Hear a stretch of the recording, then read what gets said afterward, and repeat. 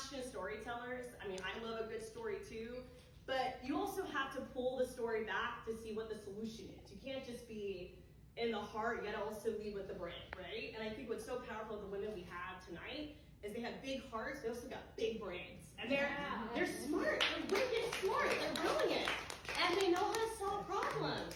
Because we got a lot of problems in Orange County. We mentioned homelessness. Homelessness is dramatically high in our community. Honestly, I can't sleep at night when I think about my constituents who are homeless under I-4. Like, it is a disgrace. And poverty is a policy decision.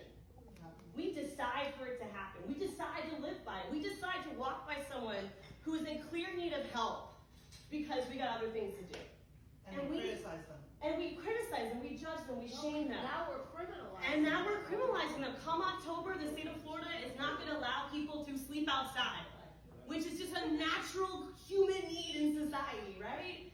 And so you need leaders like Dr. Semrad, like Kelly, who are not just going to accept the status quo, because we're here due to the status quo. We're here because we've allowed Orange County to become a company town. I'm going to say it. I mean, and I just want to really stress this point. The tourism industry, God bless them, you know, it's a very important sector in our economy, without a doubt, and Kelly knows that. But they should not be dictating every single policy. Yeah. And Kelly mentioned the challenge in Tallahassee. I couldn't find one other member of the legislature to co-sponsor or file a bill with me to change the TDT. No Orange County or Osceola County lawmaker who would work with me. This was 3 years ago when I was trying to do this. All we wanted to do was allow the TDT to be more flexible, to say that Orange County commissioners can decide to spend it on public infrastructure that benefits tourism. So the change was so small. It still had to benefit tourism. It just couldn't go only to marketing. And I couldn't find anyone from Central Florida. I went to South Florida, and I found a lawmaker to do it with me. And when I guess he just trusted me and did it. He didn't realize what he was really doing. And his phone got blasted by tourism folks in South Florida. And he calls me mad about it. I was like, dude, read the bill, right? Like, but after that, I couldn't find anyone else. I was by myself last year following that bill. And Orange County, there's been some evolution. Now they're willing to support a separate penny tax called tourism impact tax. But I have to tell y'all, it's very hard to create a new tax in Florida. It's much easier if we can just loosen the one that we already have. That's upwards of $350 million. And the reason why Kelly's opponent is being bankrolled by industry is they know just how brilliant and effective she is and how popular her position is. Like, there's a reason why FPL hates my guts.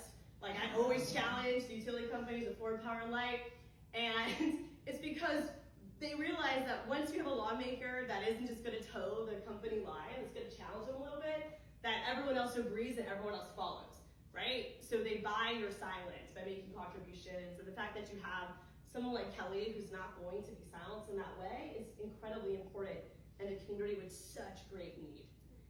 And so you have not just amazing advocates, but you have policy wonks who can see a problem, and instead of creating chaos, are actually going to try to solve it.